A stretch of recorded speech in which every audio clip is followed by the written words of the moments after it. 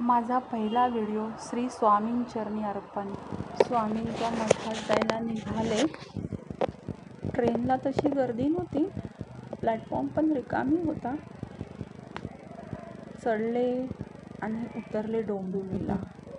डोंबिवली ईस्टला म्हणजे पूर्वेला स्वामींचा खूप सुंदर मठ आहे. स्टेशनपासून जवळच आहे. ईस्टला उतरल्यानंतर मागच्या साईडला ठाणा साईडला उतरायचं. तिथून चालत जायला या मार्केटमधून जाता येतं. मार्केटमधनं जाता जाता तिथे खूप असे फळवाले, फूलवाले, त्यानंतर रिक्षासाठी लाईन्स असतात.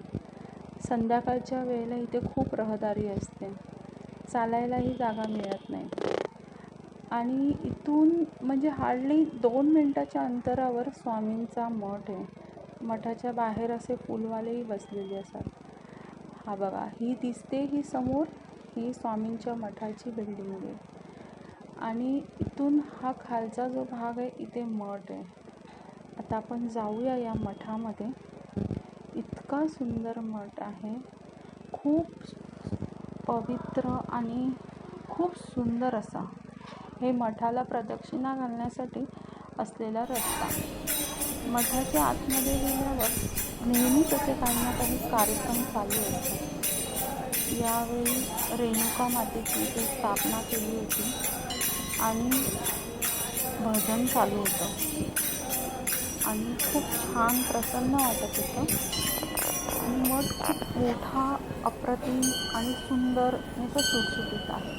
लाईनमधून दर्शन घ्यावं लागतं. स्वामींना बघून मनाला खूप प्रसन्न वाटतं. त्यांच्याकडे बघतच राहावं असं वाटतं आणि खूप शांत वाटतं. निराकार गुरु गुरु रे निर्गुण,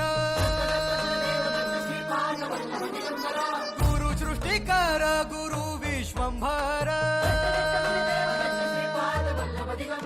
निराकार गुरु गुरु रे निर्गुण, गुरु सृष्टिकर गुरु विश्वंभर. गुरु विण नोहे साधु मुनि जन, गुरु विण साहू कैसे जीवन.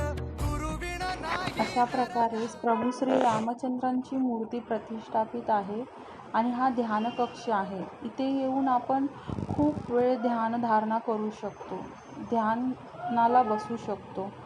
श्री स्वामी समर्थ. आजचा दिवस खूप सुंदर गेला. श्री स्वामी समर्थ.